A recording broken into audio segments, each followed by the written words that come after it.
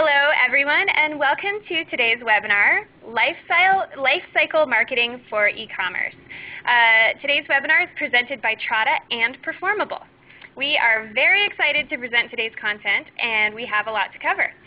I'm Anna Sawyer from Trada, and I will just be moderating today. If you have any questions, please go ahead and type them into the chat box at any time during the presentation, and we will get to as many as we can at the end of the webinar. Please use the hashtag #eComLifecycle when you talk about the webinar on Twitter. So now it is absolutely my pleasure to introduce today's speakers. Brandon Hess from Trada. Good morning. So that's Brandon's voice. And Christopher O'Donnell, who's joining us from Performable. Hey everybody, thanks for taking the time. And Christopher is going to kick us off. So again, if you have any questions, please type them in, and let's get started. Christopher O'Donnell. So thanks everybody for coming. So what are we talking about today? We are talking about the customer lifecycle and how it relates to e-commerce and to search, to discovery, acquisition, conversion, and understanding the multiple touch points that customers go through from awareness to interest, becoming customers, becoming loyal customers, passionate customers, and evangelists, and how we as marketers can shepherd them through these phases and also measure them accurately through these phases and have that accurate measurement really inform the actions that we take. So at a very high level, it's useful to think of the customer lifecycle through these phases, right, and to start to frame your customer base and how you segment them conceptually and also in your measurement and your action and messaging into these different phases. Okay, so from unaware to interested, actually converting seems to make a lot of sense. The plot hole here is that from point A to point B, from interest to conversion, is rarely a straight line. People don't behave the way that we as marketers really wish that they would sometimes, click our paid search ad and come in and purchase right away. So how are we going to measure these return visits and long consideration cycle for some businesses and really try to measure it accurately and have those numbers inform our actions in a really meaningful way that will help us drive optimization. So add to this, I mean, that was true 5 years ago, that the customer path from awareness to conversion was not linear. And you add to that everything that's happened in the last 5 years, customers really becoming multi-channel. So multi-channel meaning they interact with you where they want to. And nobody has just a website anymore. It's Facebook, it's Twitter, it's search. It's mobile. It's really a customer touching you however they want to. Also multi-platform. So in addition to not just having a website and having these other online properties, customers are interacting with you in retail channels. They're interacting with you at your support desk, right? They're interacting with you in your billing system. All these different places. Those are all meaningful touches, and many of them actually representing revenue as well. So just to make that concrete, this ATG consumer survey telling us 78% of consumers using 2 or more channels to browse, research, and make purchases. 78% of consumers. So that really drives home this point that it's really not, I'm going into my browser, I'm going to do a Google search, and I'm going to see what I want, and I'm going to search and decide, as they say. That's really not the reality of today's multi-channel customer. They're going to interact with the brand across social media channels. They're going to research it. They're going to talk to their friends and so forth before actually committing to a purchase decision. True for various different reasons across verticals, but certainly true in every vertical. Another kind of really poignant point here is Google reporting that its mobile search has grown 5x. Just in a fairly recent 2-year period. So again, just seeing how consumer behavior is changing. It's changing rapidly. It's becoming more fragmented. Purchase consideration is becoming more fragmented. It's becoming more social, and therefore it's the challenges around measurement really geometrically expand as well. So how are we as marketers supposed to paint a holistic picture of this customer interacting with us in so many different places? And geez, get a report that's going to actually tell us where we should be doubling down and where we should be cutting back, particularly in acquisition marketing regards. So search engine campaigns, huge deal, of course, as this whole ecosystem continues to develop. But they have to be understood as part of a complete customer life cycle. Search is just one of these touch points. It's an extremely strong touch point, and for many businesses, it's the most important acquisition touch point of all. It's really the moment where companies have a chance to take initial interest and sort of expression of pain through typing in that search query and start a relationship with the brand, right? So at Performable, you'll see we're really thinking about acquisition and tracking long-term return on investment of acquisition marketing efforts through search, sort of regardless of how long it takes to convert and all the different touch points. So that's sort of our worldview. You really have to tie this all together to measure things and take appropriate action. So huge number of questions out there, and with these myriad touch points, this sort of geometrically diverse range of ways that people are interacting with you, any marketer should still be able to answer some basic questions. Okay, my best customers, where are they coming from? This segment, or even you could think of it as this micro segment of converting customers, of repeat customers, of evangelists. Where did I get them? And in a search context, what content did they see? What keywords first brought them in? Right? So where are they landing? What are they searching for that lead them to become part of this segment of customers that is really at the core of my business's growth? Right? And then the flip side of that, what content and keywords are leading them to convert? So a couple different views, one more the acquisition side and the other more the conversion side. So to that point, as we're thinking about first touch and last touch, all the different ways that people can interact with you and start to build a relationship with your company, learn about your product, we have a little poll question, and we can take a minute here just to see the results come in. But how long does it take your visitors to convert after first interacting with your company? So go ahead and pop this in. It's going to be fun for us to all see the results. It'll be fodder for discussion in the Q&A. And they're coming in pretty quickly here. This is good. We're about halfway done.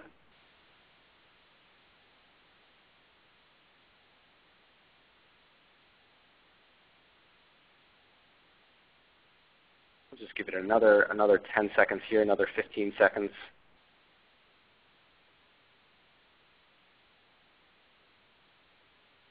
So this is really terrific. So what are we seeing here? We're seeing, geez, over a third of you are saying that you're not sure how long it takes your customers to convert after first interacting with your company. We see this. I'm going to close the poll now, right here. And close it. Right. Great. So here we are. So almost 40% of the folks on this call here don't know how long it takes from first interaction with your company to closing the sale. So why does this matter? Why do you care about just this simple life cycle metric of time to completion, time to conversion? Well, geez, if you are a mobile application developer, you're an e-commerce site, or you're a social network, you're a B2B company with a thought leadership campaign, okay, you have a decision to make when people first come to you. Do you want to tune for immediate conversion, right? Or are you really tuning for permission to start a relationship, knowing that the people who are buying are those that are interacting with you from say, 2 to 6 months of time, and then they start to convert, right? And that segment of people stick around. They continue to read your blog. They continue to use your iPhone app. Whatever those relevant touch points are for you. For a lot of businesses, the retention angle is driving a lot more conversion than marketers really know. So definitely, let's keep talking about time to conversion. It's something that we can help companies measure. It's a very, very easy thing for us to measure. But again, do whatever you have to do to get a handle on your conversion cycle, because there's just a tremendous amount of action that you can take based on these insights. So, with that said, we're going to hand it over to Trada here to talk about practical steps for understanding paid search and where it fits into this complete customer lifecycle. So Brandon, you want to take it away? Yeah, that's great. No, and thank you very much, Christopher. Really, again, what we wanted to kind of go into here was really to talk through, again, the practical steps for understanding SEM as part of the customer life cycle. And a lot of what Christopher's brought up is going to be part of this, right, where we're looking at, how well do we know who you're targeting, right? That the customers that are coming to your site, a lot of the data that Christopher brought up is the same data you're going to want to bring into your SEM efforts to make sure that it's performing well, right? So without data, it's really best guess is at that point. And that really drives a lot of the majority of what we see on an SEM side, where there's not a clear delineation around what the data points are, around what the customer's doing, what kind of keywords, what kind of ads, what kind of messages. So what I wanted to dig in today is really on top of what Christopher's already talked about, is just really using that data or at least researching that data to make good decisions when you look at spending your money on SEM. Particularly what we're going to talk about today is very focused on pay-per-click advertising. So again, as we talked about already, determining your market. People use search and then people use email and Facebook, as Christopher brought up, in different ways, but sometimes in a multitude of ways to get to a purchase or a lead or whatever you're tracking on your site. So what we want to do is really use that data to determine what your customers are doing, how they're getting to your site, what words, what ads, what type of messages and promotions are really driving the desired behavior. And that's something that if it hasn't been decided on your site, you want to decide, right? You want to know is it desired behavior to purchase? Is it to purchase multiple times? Is it to come back after a purchase? All those things wrap up into a really strong SEM campaign. So really know not just the first goal, but the second, the third, the fourth goal on your site. Know how to track that. Know who drives those, who doesn't drive those. And get everything down as far as where are their sources coming from. And that might sound obvious when we're looking at pay-per-click. It's not just are they coming from Google or Bing or Yahoo, but what time of day are they coming? Are they coming in the morning, at night? Are the people that purchase coming in the morning or night? What parts of the country, what parts of the nation? Do you know that the majority of your conversions come from Canada? Are you targeting that correctly? All of those things really wrap up into knowing your market, right? It's not just what source they're coming from, but what part of that source, what time of day, what geography, even down to what the keywords are, what the ads are that perform the best, what landing pages do you drive them to? Are you just driving them to your home page? Are you driving them to a specific landing page with a specific promo? Does that promo really resonate with a certain crowd but not with others? And that's what I'm going to talk about today, is really kind of dive into how to, at a high level, determine that. So as we go to the next slide here, what we want to relate SEM to and paid search particularly is really look at it as a test kitchen. And what we mean by that is with the real-time data that paid search provides, and at the same time the real-time decision-making that it tries to influence, you're really able to test quickly and get immediate feedback and be able to take all that data you got from testing and that feedback and pull it back in again, right? That cycle of, you know what ad works. Okay, now you know what to use in your next ad. Now you know what to test against. And so you're continually going in that circle of testing, feedback, and then going back in and applying what you've learned. So when we go at the very start, of course, we brought this up a little bit, but what we want to look at is where is your customer traffic coming from? And again, not just from, is it coming from Google, is it coming from Bing, but is it coming from a certain geography? And there's ways in that, whether you're using AdWords or Search Center, there are ways, and on the back end too, on analytics, and anything that Christopher talked about, there's really ways of getting back into that and finding out what part of the country is most of my traffic that converts coming from. Where's most of my traffic coming from in general? Is it the right areas? Am I targeting too broadly? Am I targeting too narrowly? Those things can be consistent in how well your campaign is converting, right? If you're only focusing on a certain part of the country, and you don't know how well the other part of the country converts, you might be missing something there. And you really want to take a good look at that. Same thing with day. Are you targeting the entire day without any really delineation around hours, around days of the week? Most statistics show that the most use of the Internet happens on a Monday for several reasons, right? So, and that doesn't go across the board, but are you using that data that you're receiving on your end to make important decisions around how you're gaining traffic through your paid search? And while traffic's important, of course, what's the most important part is where are the converting traffic customers coming from? Where are your sales coming from? And that can be a very high-level question, but again, you take in those same type of questions again. What geographies? What time of day? What part of paid search? Paid search is divided more than just search results. It's divided into what's called display and content. You can look at several different ways to know, are we getting a lot of conversions from our content network within AdWords, and do we know what parts of that content network are driving that? What ads? What placements? So you really want to get a good feel of that, really dig into that data and find out the patterns that lie in there. Same thing with what Christopher looked at, is really dig into and know what the patterns are on your site. What landing pages within your pay-per-click campaign are driving those conversions, and not just what landing pages, but what messages on those landing pages. What are the elements of those pages and ads and keywords that seem to be driving those patterns?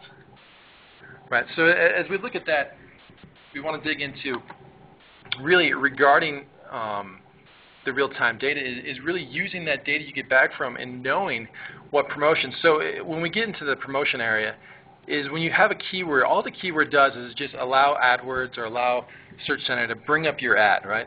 So really, the keyword is an important part. We're really looking at what you're asking them to do once they search your term. Does your ad stand out? Does your promotion drive a click? And then more importantly, does that promotion drive a sale? When we looked at Lifecycle there with Christopher's points, is the Lifecycle after the click? Is it 1 week after the click? Is it 1 month after the click? Because that can be very important in the decisions you make. A call to action has to take into account those elements. And the certain keyword you go after, which we're going to dive into in a second here, is really going to drive that very first initial guess on, is this keyword something that's driving conversions or initial research or anything in between there?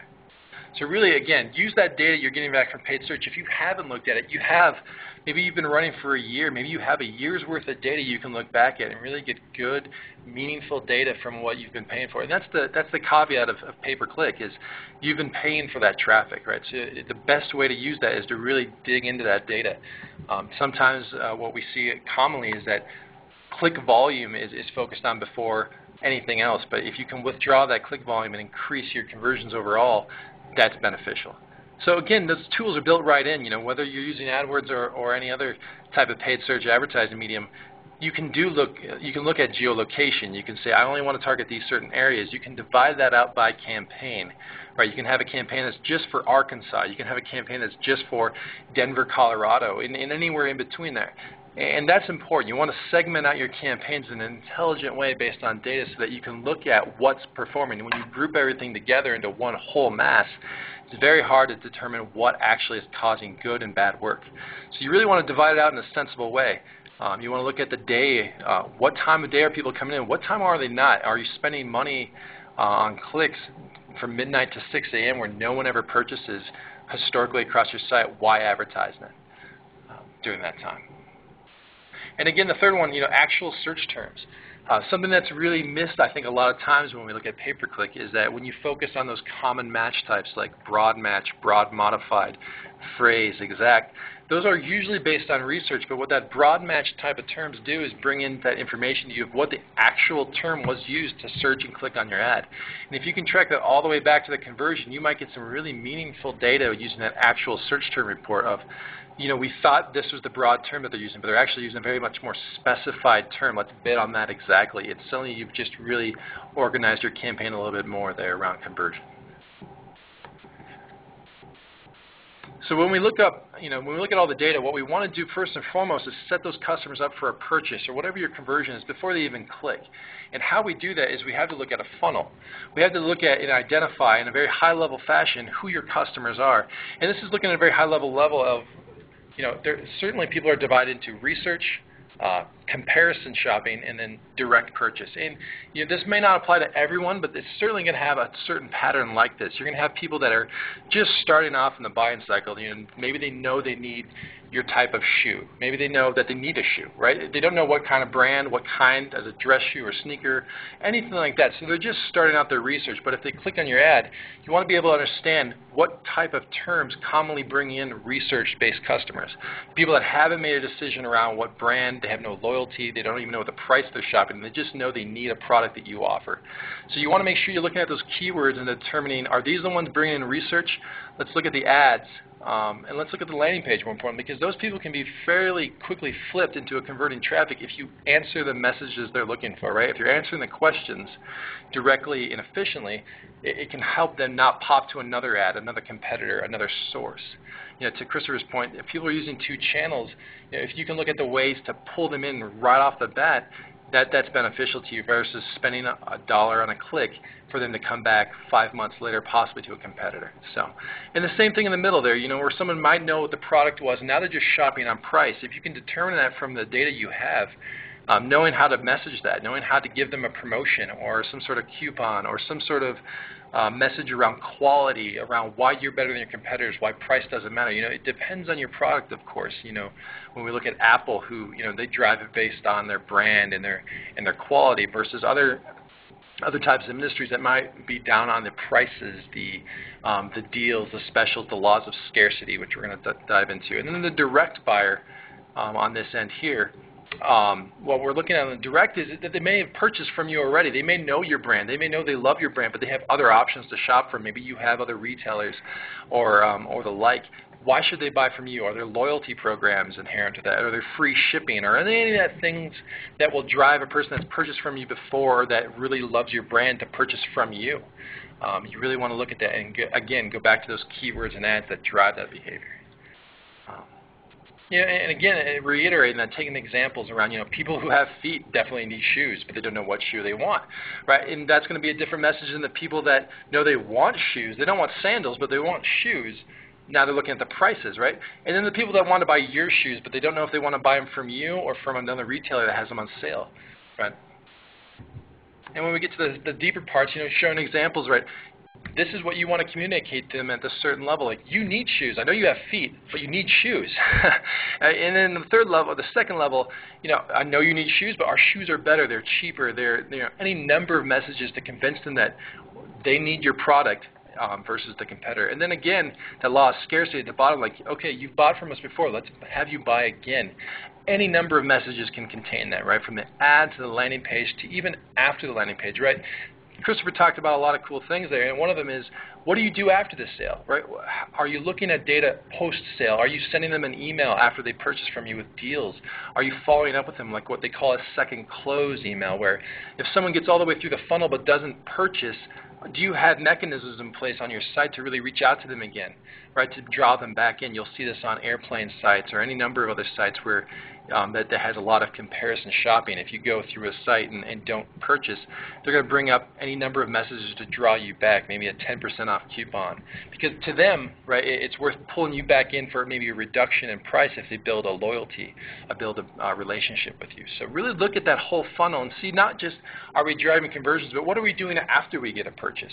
And how can we use that data better in our pay-per-click? Do we know that these type of keywords, these type of ads, these type of landing pages, promotions drive reoccurring revenue, not just a one-time purchase, but loyalty, right? Or we're driving a person that becomes a complete relationship with us. So with all that in mind, how do we do that in pay-per-click, right? Well, and what we'll look at today is just really basic high-level things at ad groups and keywords and how pay-per-click is divided out. Right, so ad groups at a high level are basically there to organize your ads by the keywords contained within them, right? And what the secret to that is really looking at that in a very thematic and small way. You'll see other strategies, you'll see other people looking at different ways to do this, but from what I've seen over my course of expertise is that if you keep ad groups small and thematic, very messaged, very concise, you get a lot better data from them, right? You'll know what works and what didn't. Because if you take a broad swath of things, it's harder to dig through that data and find out exactly what was strong and weak out of that. And again, you know, we're going to hold a webinar June 8th to really dig in deeper on the architecture of ad groups, and we'll have that link posted on the Trada.com homepage because that's a really big part of pay-per-click. But it's, you know, for right now, we want to kind of take a high-level look at that. So when we dig into the ad groups, you know, when you're creating them, there's certain very high-level best practices you can keep. Now, based on data, you want to divide them out for the most part on their match type. If you don't have any other data to back that up, if you're just creating a campaign and you're just sort of figuring out what you need to build them out by, try to build it out by the match types first, right? Broad match, modified, that's going to give you the best kind of global look, the biggest, widest net, but it's usually not the most targeted. It's usually not the most concise. So you're probably going to spend some clicks on that just to kind of get an idea of what works and what doesn't, because on broad match, it just really lets the engine say, anyone that's even close to this term or string of terms, we're going to let your ad show. And back to that actual search report, you can pull that back down and say, okay, here's the actual terms from these broad match terms that were driving sales. Let's make now a phrase match around that. Or even more concise with less volume is exact match. And we can dig into this again on that webinar I mentioned on June 8th, but really the match types is where you start your initial relationship, where you're saying, okay, this phrase I want to match only, no matter what's on front of it or below it, to show my ad. And exact is really, you've pulled data enough to know that this exact matched phrase or term or keyword singular is going to bring up your ad. So that's really the tail you go in. You go from the start to the bottom, from long tail to exact, and you use that from data that you've garnered through your analytics or your former paid search activities. So when we look at pay-per-click, another big component is testing, right? You never want to just set up your campaign and 5 months later come back at it without touching it and not understand why it hadn't worked right, because everything changes on the internet so quickly, right? Everything from your market to your seasons to competitors to pricing. Pay-per-click itself is built on a auction and bid system. So here's some real quick 5 tips on how to use the built-in tools in pay-per-click to do some A/B testing. Write 4 ads at minimum per ad group, right? Give the chance for Google and Bing to really figure out what ads perform better. The first ad you write is rarely going to be the best ad you write. Now, if you only write 1 ad, then data-wise, of course, that's going to be the only ad that brings in traffic. But do you know if it's bringing in the best? Is it bringing in the message you want, the customer you want? Write a bunch of ads with different messages, different attempts, and see which one rises to the top. Vary the subject line in 2 ads, and I apologize. Vary the message and the content in those 2 ads, and then have another 2 ads that go off on a different direction, and let those ads run for at least 2 weeks. Now your timeline might be different, right, depending on your product, but as a best practice, give some data, right, because you don't want to choose it off of 1 day's worth of data, because that day might have been an anomaly. It might have been a high traffic or low traffic day. There might have been a press release that came out about a competitor that day, or any other things that may relate in that. And then once you have that 2 weeks or that timeline of data, really go back in and replace the 2 ads that weren't performing well with new ads, and continue this continuously, right? You should be in there at least every week doing maintenance to your campaign and really testing to see what works and what doesn't. So when we look at an ad group and how that's really built out in a very simple way, is buy sandals online. Here's some match types, a phrase and an exact match type aligned with 4 different ads with some different messages. You'll see there's some very subtle differences in those first 2 and subtle differences in those last 2, but against each other they're very different, right? You're offering maybe a different deal, like 50% off of casual and dressy shoes, but in the other ad you're not. And that's how you really determine the data that drives the conversion. Now you know that buy sandals online with a 50% off offer possibility drove more conversions because that's what people wanted at that time.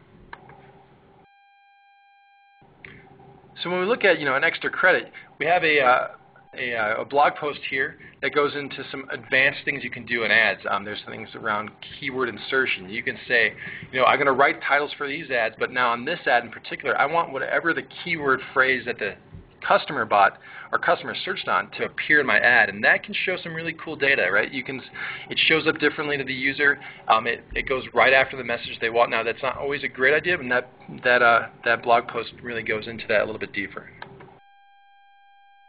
And a big mistake, too, that we see quite commonly, back to my first point, is ad groups need to be thematic and small. Don't put everything you've put in as far as a keyword, whether it's sandals, dress shoes, sneakers, clogs. All of those things shouldn't be in the same ad group with the same ad, because those are different people, those are different customers, those are different messages. So how do you decide which keywords are right? Well, you let the market decide, and that's really the biggest thing to pull from this, is that you let the data decide what keywords are right. When you first initially start off with a campaign, there's still tools that you can use to determine keywords, whether it's, to Christopher's point, your analytics, what you're driving and pulling from already. Tools outside of like the Google external keyword tool, SpyFu, Keyword Spy, all these tools you can really pull in a lot of keyword data before you even start your campaign are great ways to know what's the cost you're willing to pay per click? What's the CPA or the ROI you're looking for? All those things run into what keywords you select at the beginning. But again, if you have the ability, you want to look back at that data that you already have on your site, whether it's organic, from email, from Facebook, anything like that can help you determine the keywords and what they purchase, because to Christopher's point, a lot of times these people come in through multiple channels and they're probably using the same keywords or the same themes, and you can take that data and apply it to your paid search efforts. And more importantly, how do you write compelling ad copy? Well, again, this goes back to your market. What resonates the most with your customers? Is it brand loyalty? Is it discounts? Is it scarcity? Is it a limited time offer? Is it free shipping? Is it very harsh competitive qualities, like downplaying your competitors? Is that a part of your market? All those things have to relate into what drives people to click once they see your ad. The keyword doesn't mean anything if the ad doesn't have a compelling reason to click on it. And again, when we look at how Google specifically relates to your costs, you want your keyword and your ad and then the landing page that it goes to match very relevantly, very thematically, because that's how Google itself prices your clicks, how it decides how far up on the page you reside. Is that if you're grouping everything in one ad group with one ad to one landing page, it's likely a lot of those keywords don't match up very well with that ad and that landing page, and those are going to cost you more. Those are going to fall farther down the page, possibly the second page, and possibly going to get it turned off by Google. So when we look at that relationship, make sure that the keyword and the ad and the landing page it goes to matches, right? For no other reason than for cost, but even a bigger reason is to make sure that you're using your click the best way possible to drive a conversion. If you're advertising shoes, you show an ad about sandals and you show them to a site about skateboards, it's not really going to be the best relationship there for Google and for your customer, and it's less likely they're going to shop on your site, especially if you're sending traffic to the home page. And try to avoid sending traffic to the home page overall if you can, because that's usually where you bulk your content. So what we look at in ads is, try to always use a call to action. Now, there might be a branded campaign you do, but there still should be a reason for people to click on your ad.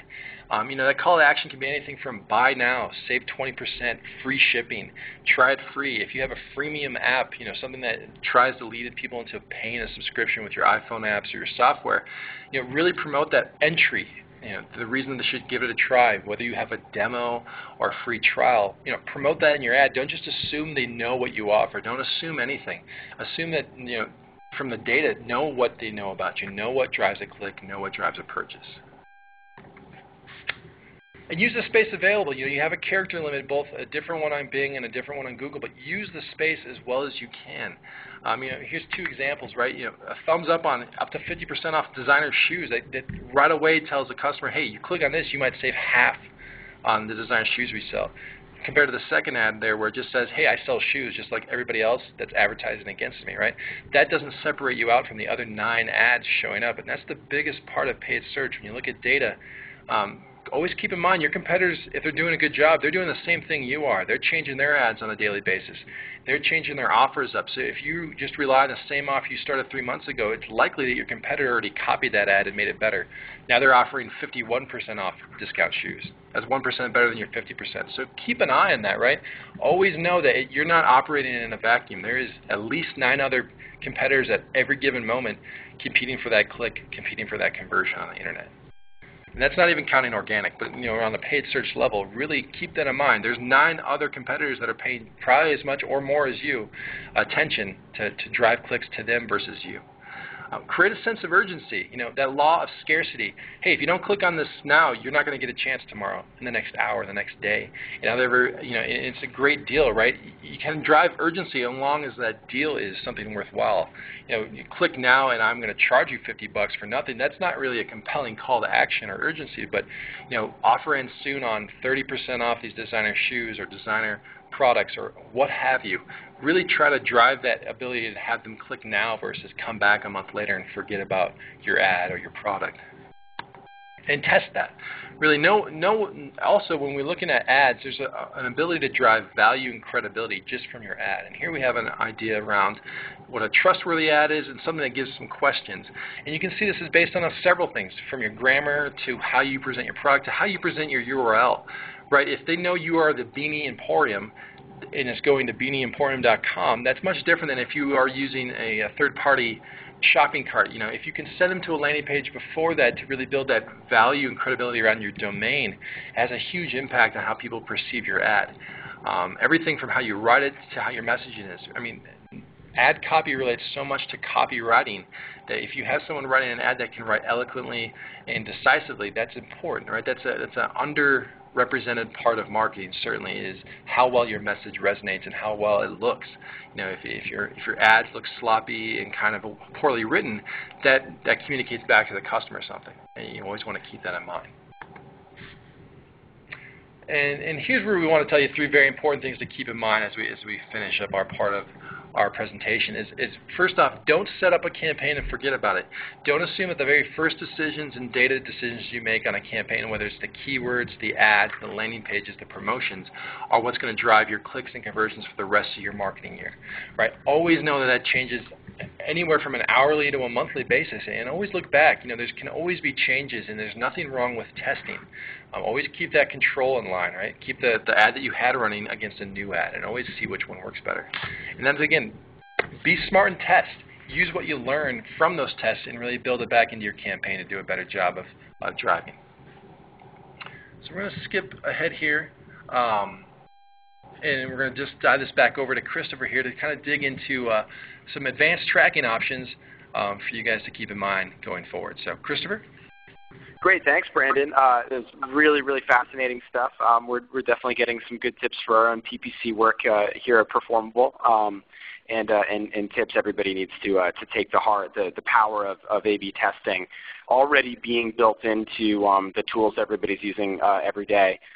Really, very resonant with us. We started our product with A/B testing, and the lift is just gigantic and can really transform a business. So thanks so much for all those tips. Diving into some of the kind of tactical things that we think about from an analytics perspective that everybody on the webinar today can immediately turn around and start using just as soon as you get off the call, just like the stuff Brandon was talking about. Let's talk about tracking parameters, okay, and campaign tracking, campaign ROI. For everything that you're doing, for search and for actually other campaigns that you're doing across your interactive ecosystem. So UTM tagging, why do we want to do UTM tagging? What is it? How do you do it? Where do you see the data? Okay, so on the highest level, campaign tagging, for most of you are probably at least glancingly familiar with this, but the idea is you are putting links out into the world that point back to your site. And those links are often part of concerted levels of effort and projects to promote your company and your product that we think of as campaigns. And so wouldn't it be great if we could pack a little of that data into the URL itself so that our analytics tool knows, hey, this person who clicked this link and came into this part of our site was coming from Twitter, and was, coming from Twitter and, would click through this link to the Lifecycle webinar. Okay.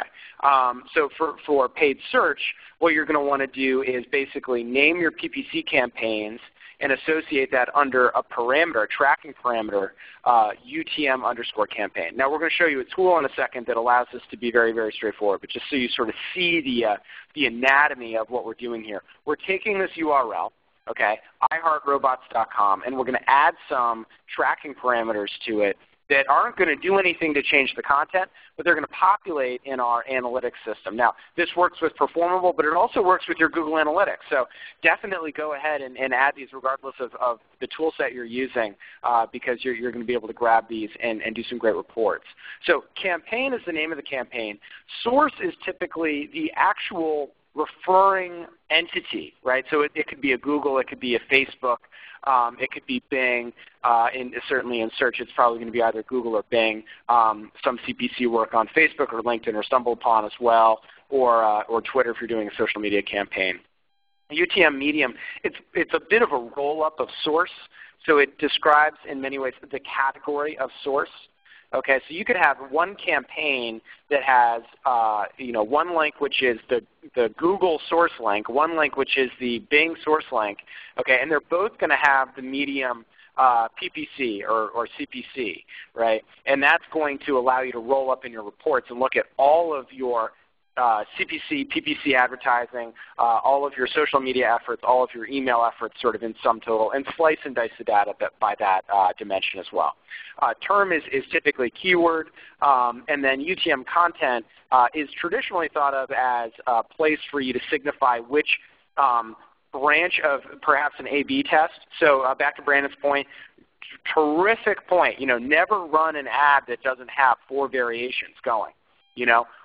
Why would you ever do that, right? So if you have 4 variations of that ad, you can go ahead and use UTM content to allow your analytics to tie back what's converting. Let me compare this segment of converters by UTM content and understand the effect of this call to action with this content, right, and this display link and so forth. You can pack all of that into UTM content to really execute the vision that Brandon was laying forth. So we have a little free tool here we call the Super URL Builder. That's performable.com/URL-builder. And you can go to performable.com/love. We have some really neat stuff there that you'll all benefit from, some white papers, this URL builder, and neat things like an A/B test significance calculator, all kinds of toys that we put together up there. So what this is going to let you do is pop in that original landing URL, okay, and give you a little wizard here to say, hey, what's my campaign, what's my source, what's my medium, and with a little helpful text to remind you what each of these terms is really meant to be. You click Build URL. You get the URL. That's what you're going to put in to your campaign. And if you want, you can shorten it and copy it to clipboard as well. So something that you can do in a spreadsheet. Actually, the same URL we have for you power search folks. We have a bulk URL tagging tool. And it's very, very powerful. Free download. That's an Excel spreadsheet. So it's great tools to help everybody from social media marketers to people heavy duty in SEM.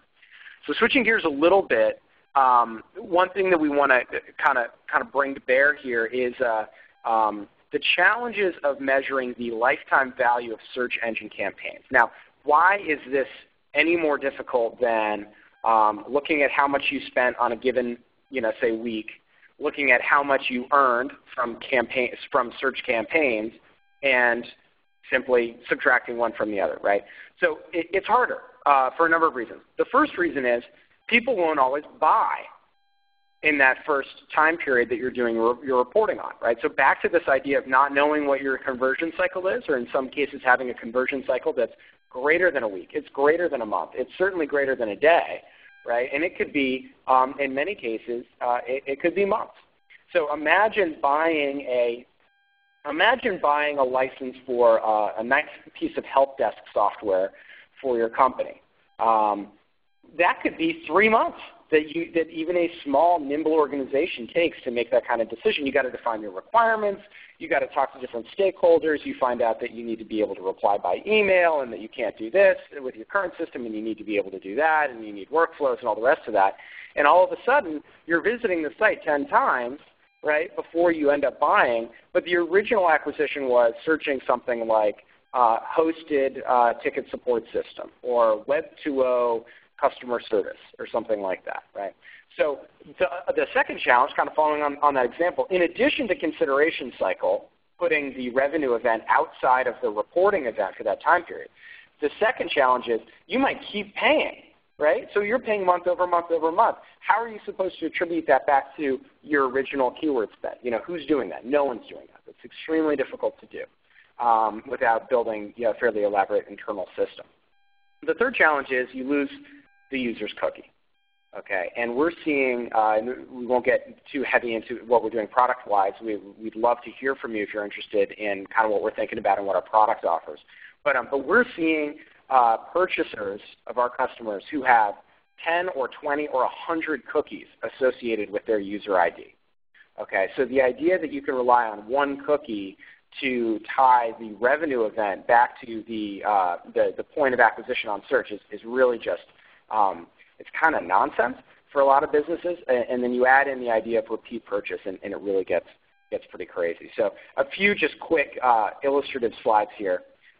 This idea of acquiring users during a certain time period. So let's say you acquire these users during May. Now the little green folks in here are the ones who've converted. So some of them are going to convert in May.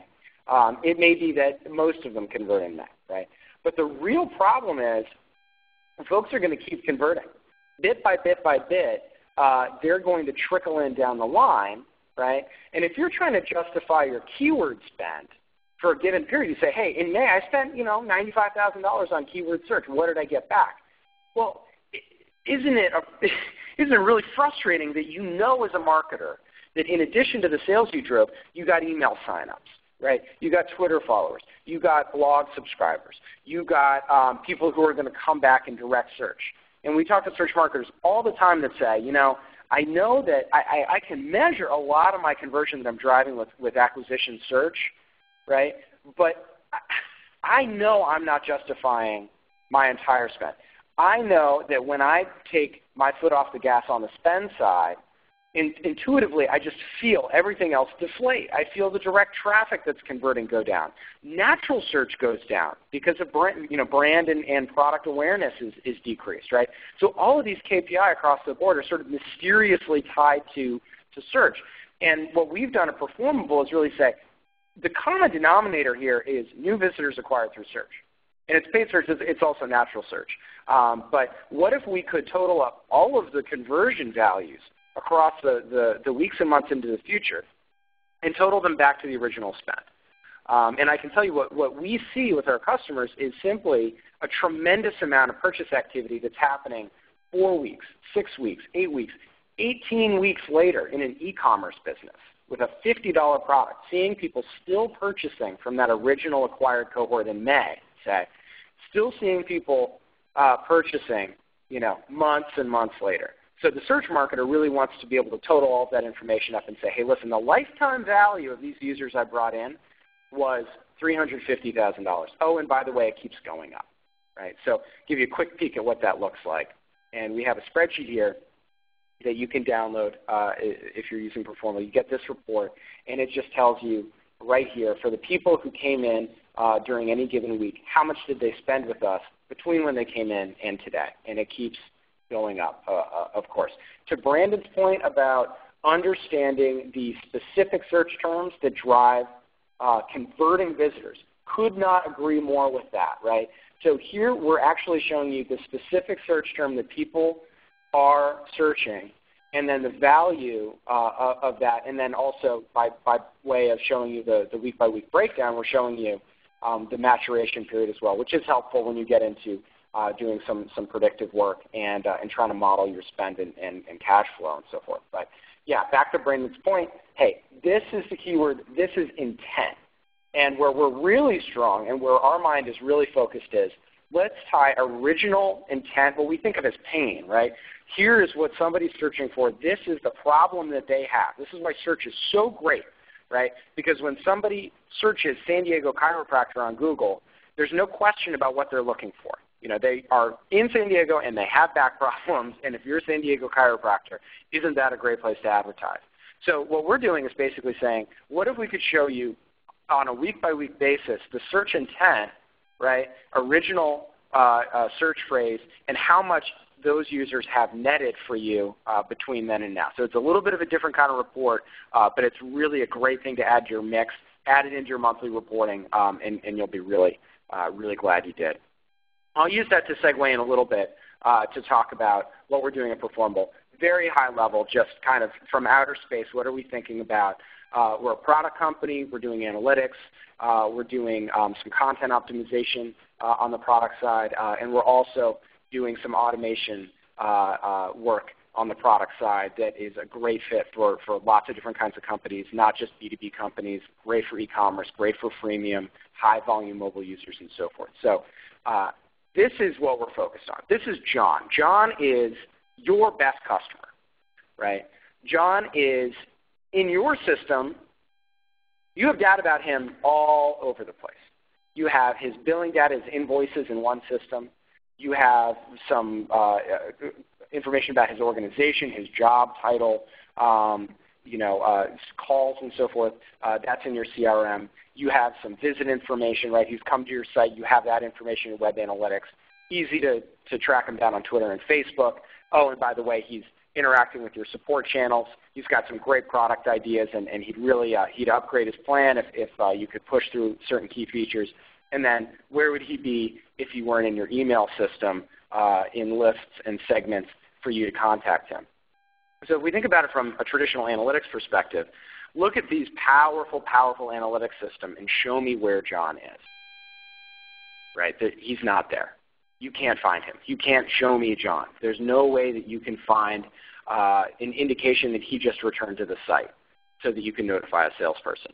Right? There's no indication that he represents one of a group of highly engaged users that originally searched a certain phrase. So in Performable, this is where John is. He's right here. We have an individual unified customer view for John that pulls from all these different channels. We have his Zendesk activity. We have his website activity. We have his email activity. We have his lifetime value. We have his engagement. We have his contact information. It's here. It's for you. It's for you to build a better relationship with John, understand him better, and replicate his experience for other users. Right? Where this gets super interesting is when you can take John and figure out who's like John. Right? Who's not like John, and pull segments of users together for you to message, for you to report on, and for you to better understand your users after the first click. Now, once you have these segments, what if you could build these segments in real time in an automated fashion and use them to drive individualized behavior-driven emails? So our customers are doing all sorts of things. They're getting back their time from doing weekly and monthly and seasonal campaigns, and they're saying, no, you know what we're going to do? We're going to understand all the scenarios that people get into. They've submitted a support ticket, but they haven't heard. They have, they've downloaded the white paper, but they've never seen a webinar. In this case, they've added a product to cart, but they haven't checked out. All of those different scenarios in Performable, you can go ahead and assign an email to be sent to them automatically. So it's very, very powerful, really transformative of the way that marketers are spending their time. And the numbers on increased personalization and targeting of emails and tying that to optimization and of conversion, they're just all over the place. It's massive. It's massive. If you give somebody a targeted offer, the click rate's going to be double digits % higher, and the engagement's going to be great. So really tying together the unified customer view, driving really clear actionable reports, and then providing the tools for action is kind of what we're focused on. And we have a lot of great customers, and we'd love to talk to you. So with that being said, I'm going to hand it back over to Trada to talk a little bit about what they're up to. All right. Thanks, Christopher. That was great, and what we wanted to talk about today too is just to give a little bit of a high-level view of who we are at Trada here and what we do. So really, what Trada does is back to our points around all the things you need to do on a paid search effort of looking at ads, looking at keywords, looking at the messages, and all of those things. Is we offer a crowd of experts to do that search marketing and that operating those best practices on your behalf. So what that allows you to do is if you've been doing this yourself and you know how much time it takes, or if you've been working with an agency and want a little bit more of exploration or ideas, you can use Trada to really get that kind of multi-level look from multiple people going across your search campaigns. Multiple experts working at your campaign at the same time. You get the diversity of thinking, that constant optimization, back to what we were talking about, really diving back into your keywords and ads on a constant basis where you might not have the time to do that. And even more importantly, in multiple ad groups where you're looking at multiple themes, multiple messages, multiple offerings that they're going to continually try and see which works best and prune out those ones that don't. And when we look at what we offer, really is what separates us from a lot of other options is you pay for performance, whether that's clicks or conversions. That's where the optimizers that we employ, as far as that crowd really go after, is to hit your goals. There's no fees, no startup fees, no management fees like you'd see elsewhere, and it's pretty immediate startup. So very fast, very efficient, very cost efficient. So yeah, I wanted to open that up and ask if there's any questions for Christopher or myself that we can answer for you today about the presentation we gave. Anything at all at this point? Thank you, Brandon, very much, and thank you, Christopher. This is Anna Sawyer. I'm back, and I'm going to be moderating the questions. If you have any more questions, feel free to type them into the chat box right now. We have a couple. I think my first question is actually for Christopher. It's about UTM tagging. How would you use UTM tagging for an email campaign or a display campaign? Or does it just, what campaigns does it work best for? Christopher? Yeah, absolutely. So let's take an example. Let's say you have, I'm going to use Brandon's thing of these themes, right? And maybe you have a theme that works really well. Maybe it's a certain feature of your product. And you want to promote that in a number of different areas, right? So your excellent feature becomes really the campaign object. And you're going to run some display ads. You're going to run an email promo. You're going to do some paid search. Okay, those are going to share that campaign value. But where they're going to differ is on medium, right? All of the places where you're paying per click, you're going to use maybe the CPC medium. Okay, and then on email, you're going to use email, and say that extended to social media. Maybe you'd have social media be the email as well. And then for source, you're going to have source be, it could be the Google search, it could be the Google display. Source often in the email context, what folks will do is use the list name or the segment name of the list in their ESP. That's a great little hack. Otherwise, you can just kind of say your email provider, which isn't too interesting. So actually to that point, what we really recommend doing is setting up a little Google Doc with your campaigns and the values that you're using for medium and for source. They're probably only going to be a handful on the medium and source level. Keep those consistent as an organization, and then vary the campaign value based on these themes, these microsegments, and these kind of selling points and messages that you're trying to get out there would be my recommendation. Great. Thank you, Christopher. Our next question is for Brandon with Trada. We talked about a few different types of keyword match types, and this question is about modified broad match. So what is modified broad match, and how does it work? Brandon? So when we look at match types, there's the three standard ones you'll hear a lot about, and modified broad match is very local to just Google at this time. But with broad match, the difference between broad match and broad match modified is broad match is really looking at a wide swath where you're saying if you have back to our dress shoes, not to hammer that one too hard, but dress shoes, right? If you do that broad match, Google's going to look at anything that's related to either the word or that phrase as its own and pull those in as a search term. So it could be any combination of I hate dress shoes look stupid, anything like that may pull up.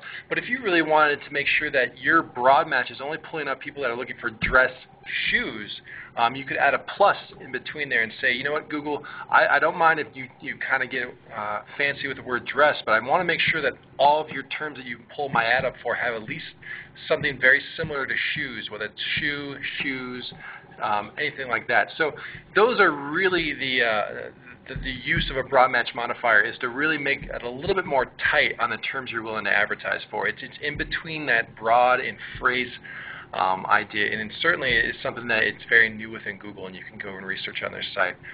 But again, it's just a little bit of a better way to target your broad match without getting into a phrase or an exact match. Great. Thank you, Brandon. I have another question for Christopher. We are actually running really short on time here, but I want to make sure that we can get a few in. Christopher, if you could talk a little bit about what are some of the funnel paths that you see for purchases, like the more common paths? Like, do you see that people go to Facebook and then go to PPC, buy from PPC, or, is there a display ad that they see and then they go to a brick and mortar store? Do you have any sort of data to talk about? I mean, you talked about how 78% of people use more than one path before they make a purchase, but are there some sort of commonalities between what people use? The way I would answer that question is the only common factor across the board is that everybody is surprised, right? So everybody is surprised what people have done before they purchase. I'm a product person, so I'm used to doing user tests and so forth. And you design something and you put it in front of somebody, and they never use it exactly the way that you imagine them using it, and you got to kind of take that feedback, and that's how you make a great product, right? And I think marketing is the same way. People are looking for the magic recipe. People are sort of trying to imagine in their head these patterns and so forth. And what we're seeing across the board is just simply that there are huge plot holes in what the marketer is understanding as intent and what customers are understanding. So things like how it works. Or product education can be a lot bigger deal than marketers realize. So we see this a lot where people are digging around for more information around the product before they buy, where marketers are thinking more in this funnel view of we got to get them from step A to step B. So I see this drop off from step A to step B. I'm going to take stuff out. I'm going to make it easier to get from step A to step B, whereas when you look at what the users are doing, they're just digging around trying to get every last little bit of detail. So a lot of different touch points. It takes users a lot longer to convert than marketers typically imagine, and there's always one or two events that are happening before people convert that kind of jump out for marketers and represent an actionable surprise there, and that's something that we help people discover as well. Great, thanks, Christopher. I have one more question for you, and then I think I'm going to hand one more over to Brandon. When it comes to UTM tagging, do you have to use UTM after the tag, and what does that stand for? UTM, so you have 4 different parameters that you can use, or 5 different parameters that you can use. You don't have to use them all. You can use one or more of them. They're for the techie folks, they're just normal CGI parameters that go on the URL. It is a format that was popularized by Google Analytics even before it was Google Analytics, when it was a product called Urchin, which still exists as an on-premise analytics solution for Google. And UTM, I believe, stands for Urchin Tracking something or other. What is it? Yeah, Urchin Tracking Module maybe. And so all of them are prefixed by UTM _ and then campaign, medium, source, term, and content. Great. Thank you, Christopher. I'm going to send my last question over to Brandon. It is, what is your minimum requirement to get started with Trada? Is it okay to be small?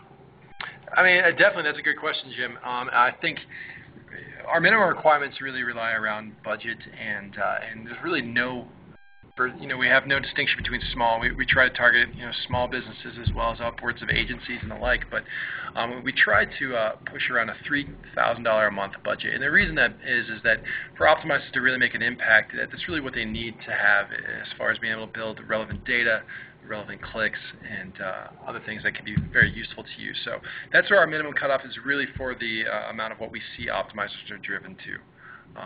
But yeah, we don't really delineate on small businesses.